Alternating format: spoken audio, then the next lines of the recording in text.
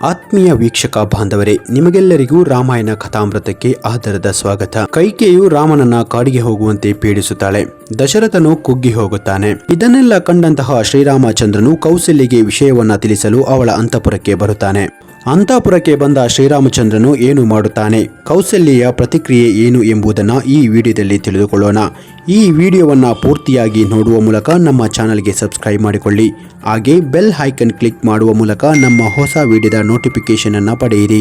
ಶ್ರೀರಾಮನು ತಾಯಿಯ ಅಂತಃಪುರವನ್ನು ಪ್ರವೇಶಿಸಿ ಅಲ್ಲಿ ದೇವ ಕಾರ್ಯಕ್ಕಾಗಿ ಸಿದ್ಧವಾಗಿಟ್ಟಿದ್ದ ಮೊಸರು, ಅಕ್ಷತೆ, ತುಪ್ಪ, ಮೋದಕಗಳು, ಪುಷ್ಪಗಳು, ಪಾಯಸ, ಸಮ್ಮಿತು, ಪೂರ್ಣಕುಂಭ ಮುಂತಾದ ಮಂಗಳ ದ್ರವ್ಯಗಳನ್ನು ನೋಡಿದನು.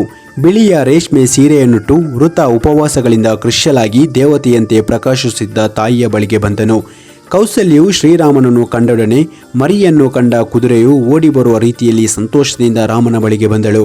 ರಾಮನು ತಾಯಿಗೆ ನಮಸ್ಕಾರ ಮಾಡಿದನು.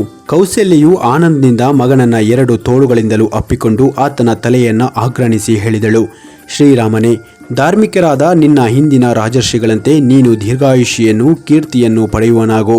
ನಿನ್ನ ತಂದೆಯು ನಿನಗೆ ಹಿಂದೆ ಯುವರಾಜ ಪದವಿಯನ್ನು ಕೊಟ್ಟು ಪಟ್ಟಾಭಿಷೇಕ ಮಾಡುವನು ಎಂದು ಹೇಳಿ ಭೋಜನಕ್ಕಾಗಿ ಆಸನವನ್ನು ಕೊಟ್ಟಳು. ಶ್ರೀರಾಮನು ತಾಯಿಯ ಮಾತಿಗೆ ಗೌರವ ಕೊಡಬೇಕೆಂದು ಆ ಆಸನವನ್ನು ಕೈಯಿಂದ ಮುಟ್ಟಿ ಲಜ್ಜೆಯಿಂದ ತಲೆಯನ್ನು ತಗ್ಗಿಸಿ ತಾಯಿಗೆ ಹೇಳಿದನು. ಅಮ್ಮ, ಮಹಾ ಭಯವೊಂದು ಬಂದು ಎರಗಿದೆ. ಅದನ್ನು ನೀನು ಅರಿಯದೆ ಸಂಭ್ರಮದಿಂದ ಇದ್ದೀಯೆ. ನಾನು ಯಾವ ವಿಪತ್ತಿಗೂ ಅಂಜುವವನಲ್ಲ. ಆದರೆ ಈ ಸನ್ನಿವೇಶವು ನಿನಗೂ ಸೀತೆಗೂ ಲಕ್ಷ್ಮಣನಿಗೂ ದುಃಖವನ್ನು ಉಂಟು ಮಾಡುತ್ತದೆ. ನಾನು ಈಗಲೇ ದಂಡಾಕರಣಕ್ಕೆ ಹೋಗಬೇಕಾಗಿದೆ. ದರ್ಭಾಸನದಲ್ಲಿ ಕುಳಿತುಕೊಳ್ಳಬೇಕಾದ ನನಗೆ ಈ ಆಸನವು ಯಾಕೆ? 14 ವರ್ಷಗಳ ಕಾಲ ನಾನು ಜನಶೂನ್ಯವಾದ ಅಡವಿಯಲ್ಲಿ ವಾಸ ಮಾಡಬೇಕಾಗಿದೆ. ನಮ್ಮ ಮಹಾರಾಜನು ಭರತನಿಗೆ ಯುವರಾಭಿಷೇಕವನ್ನ ಮಾಡುವನು. ನಾನು ಕಾಡಿನಲ್ಲಿ ಗೆಡ್ಡೆ ಗೆಣಸುಗಳನ್ನು ತಿಂದು ಜೀವಿಸಬೇಕು ಎಂದನು. ಈ ಮಾತನ್ನ ಕೇಳಿ ಕೌಸಲ್ಯೆಯು ಕೊಡಲಿಯಿಂದ ಕಡಿದ ಮರದಂತೆ ಪ್ರಜ್ಞೆ ತಪ್ಪಿ ನೆಲದ ಮೇಲೆ ಬಿದ್ದಳು. ಅವಳನ್ನ ರಾಮನು ಮೈದಡವಿ ಸಂತೈಸಿದನು. ಶ್ರೀರಾಮನು ಪಟ್ಟಾಭಿಷೇಕವನ್ನ ನೋಡಿ ಸಂತಸ ಪಡಬೇಕಾಗಿದ್ದ ಕೌಸಲ್ಯವು ಅದಕ್ಕೆ ವಿರುದ್ಧವಾದ ಮಾತನ್ನ ಕೇಳಿ ಶ್ರೀರಾಮನೊಡನೆ ಪಕ್ಕದಲ್ಲಿ ಇದ್ದ ಲಕ್ಷ್ಮಣನಿಗೂ ಕೇಳಿಸುವಂತೆ ಹೇಳಿದಳು. ಮಗು ರಾಮ, ಈ ವಿಧವಾದ ದಾರುಣವಾದ ಪುತ್ರ ವಿರಹದ ದುಃಖವನ್ನು ಉಂಟು ಮಾಡದೆ ಇರಲು ನೀನು ಹುಟ್ಟದೆಯೇ ಇರಬೇಕಿತ್ತು. ತಂದೆಗೆ ಮಕ್ಕಳಿಲ್ಲವೆಂಬ ಒಂದೇ ಯೋಚನೆ ವಿನಃ ಬೇರೆ ಏನೂ ದುಃಖವಿರುತ್ತಿರಲಿಲ್ಲ. ಪೌರುಷವುಳ್ಳ ಪತಿಯನ್ನ ಹೊಂದಿಯೂ ಕೂಡ ನಾನು ಪಟ್ಟ ಮಹಿಷಿಯ ಸುಖವನ್ನ ಅನುಭವಿಸಲಿಲ್ಲ. ಮಗನಿಂದಲಾದರೂ ಸುಖವನ್ನ ಕಾಣಬಹುದೆಂಬ ಆಸೆಯಿಂದ ಇದ್ದೇನೆ. ಇನ್ನು ಮೇಲೆ ನಾನು ಪಟ್ಟದ ರಾಣಿ ಎನಿಸಿಕೊಂಡಿದ್ದರೂ ಚಿಕ್ಕವರಾದ ಸವತಿಯರ ಮಾತುಗಳನ್ನು ಕೇಳಬೇಕು. ಈಗ ನನಗೆ ಕೊನೆಯಿಲ್ಲದ ದುಃಖ ಬಂದಿದೆ. ನೀನು ಇಲ್ಲಿ ಇರುವಾಗಲೇ ಸವತಿಯರು ಕಾಟ ಕೊಡುತ್ತಿರುವರು. ಇನ್ನು ನೀನು ಇಲ್ಲಿಂದ ಹೊರಟು ಹೋದರೆ ನನಗೆ ಉಳಿಗಾಲವಿಲ್ಲ. ಇನ್ನು ನನಗೆ ಮರಣವೇ ನಿಶ್ಚಯ. ಭರತನಿಗೆ ರಾಜ್ಯವು ಬಂತಾದರೆ ಕೈಕೇಯಿಯು ಭಯದಿಂದ ನನ್ನೊಡನೆ ಮಾತು ಕೂಡ ಆಡುವುದಿಲ್ಲ. ಸವತಿಯರ ಕಿರುಕುಳಕ್ಕಾಗಿ ನಾನು ಬಹುಕಾಲದವರೆಗೂ ಬದುಕಲಾರೆನು. ಈಗಲೇ ನನ್ನ ದೇಹವೆಲ್ಲವೂ ಜೀರ್ಣವಾಗಿರುವುದು. ಭಾಗ್ಯಹೀನೆಯಾದ ನನ್ನ ಹೊಟ್ಟೆಯಲ್ಲಿ ಹುಟ್ಟಿ ನೀನು ಕಷ್ಟವನ್ನೇ ಅನುಭವಿಸಬೇಕಾಯಿತು. ನಾನು ಎಷ್ಟು ಉಪವಾಸಗಳು, ಎಷ್ಟು ದೇವತಾ ಜ್ಞಾನಗಳು, ಎಷ್ಟು ವ್ರತಗಳು ಎಲ್ಲವನ್ನ ಮಾಡಿದೆನು. ಅದೆಲ್ಲವೂ ನಿಷ್ಫಲವಾಯಿತು. ನಿನಗೆ ಶ್ರೇಯಸ್ಸಿಗೆ ಬದಲಾಗಿ ಅರಣ್ಯವಾಸ ಒದಗಿತು. ನನ್ನ ಹೃದಯ ಬಹಳ ಗಟ್ಟಿಯಾಗಿದ್ದದ್ದು ನಿನ್ನ ವಿಯೋಗ ವಾರ್ತೆಯನ್ನ ಕೇಳಿ ನಂತರವೂ ಅದು ಬಿರಿದು ಹೋಗಲಿಲ್ಲ. ರಾಮ, ನೀನಿಲ್ಲದ ನನ್ನ ಜೀವನವು ವ್ಯರ್ಥ. ಕರುವನ್ನ ಹಸುವು ವಾತ್ಸಲ್ಯದಿಂದ ಹಿಂಬಾಲಿಸುವಂತೆ ನಾನು ನಿನ್ನ ಜೊತೆಯಲ್ಲಿ ಅರಣ್ಯಕ್ಕೆ ಬರುತ್ತೇನೆ. ಹೀಗೆ ದುಃಖಪಡುತ್ತಾ ಕೌಸಲ್ಯೆಯು ಗೋಳಾಡಿದಳು. ಇದನ್ನೆಲ್ಲ ನೋಡಿ ಲಕ್ಷ್ಮಣನಿಗೆ ಕೋಪವು ಉಕ್ಕಿ ಬಂತು. ಅವಳನ್ನು ನೋಡಿ ಉಚಿತವಾದ ಮಾತನ್ನ ಹೇಳಿದನು. ಅಮ್ಮ, ಒಬ್ಬ ಹೆಂಗಸಿನ ಮಾತನ್ನ ಕೇಳಿ ಶ್ರೀರಾಮನು ರಾಜ್ಯವನ್ನು ಬಿಟ್ಟು ಅರಣ್ಯಕ್ಕೆ ಹೋಗುವುದು ನನಗೂ ಸಮ್ಮತವಲ್ಲ. ರಾಜಾಜ್ಞೆಯಂತೆಯೂ ರಾಮನು ಕಾಡಿಗೆ ಹೋಗಲು ಅನರ್ಹನು. ರಾಜನಾದರೂ ವೃದ್ಧನಾಗಿರುವನು. ಅವನ ಬುದ್ಧಿ ವ್ಯತಸ್ಥವಾಗಿದೆ. ಇಷ್ಟು ವಯಸ್ಸಾಗಿದ್ದರೂ ಕಾಮುಕನಾಗಿರುವ ನಮ್ಮ ತಂದೆಯು ಕೈಕೇಯಿಯ ಮಾತನ್ನ ಮಾಡದೇ ಇರುವನೇ?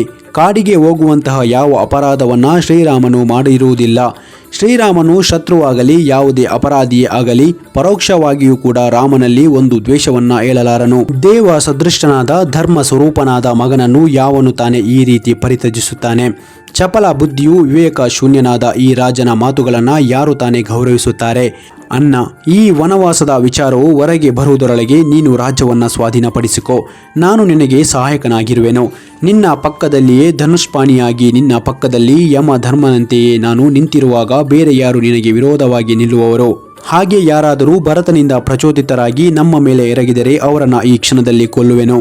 ಒಂದು ವೇಳೆ ನಮ್ಮ ತಂದೆಯಾದ ದಶರಥನು ಕೈಕೇಯಿಯಿಂದ ಪ್ರೇರೇಪಿಸಲ್ಪಟ್ಟು ನನಗೆ ವಿರೋಧವಾಗಿ ನಡೆದರೆ ಆತನನ್ನು ತಕ್ಷಣ ಕೊಂದು ಬಿಡುವೆನು. ಶಿಷ್ಟರ ಮಾರ್ಗವನ್ನ ಬಿಟ್ಟು ತಪ್ಪು ದಾರಿ ಹಿಡಿದವರನ್ನ ಗುರುವೇ ಆಗಿದ್ದರೂ ಶಿಕ್ಷಾರ್ಹನಾಗುತ್ತಾನೆ. ನನ್ನನ್ನು ನಿನ್ನನ್ನು ದ್ವೇಷ ಮಾಡಿಕೊಂಡು ಭರತನಿಗೆ ರಾಜ್ಯವನ್ನು ಕೊಡುವುದಕ್ಕೆ ರಾಜನಿಗೆ ಯಾವ ಶಕ್ತಿ ಇದೆ?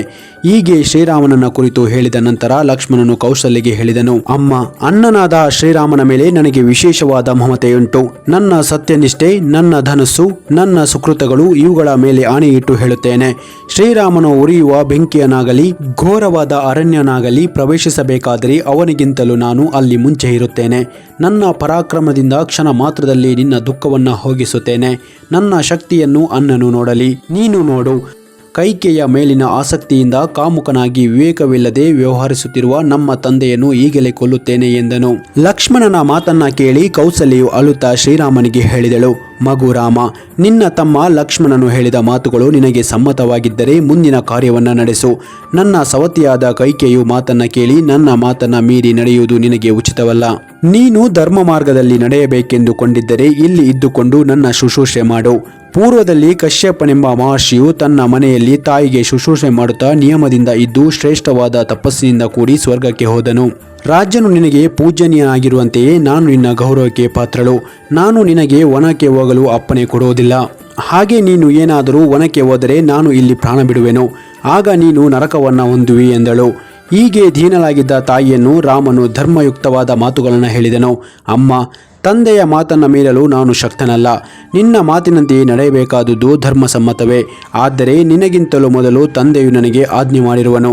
ಆದ್ದರಿಂದ ನಾನು ಅದರಂತೆಯೇ ನಡೆಯಬೇಕಾಗಿದೆ. ನಿನ್ನ ಕ್ಷಮೆಯನ್ನ ಬೇಡುವೆನು.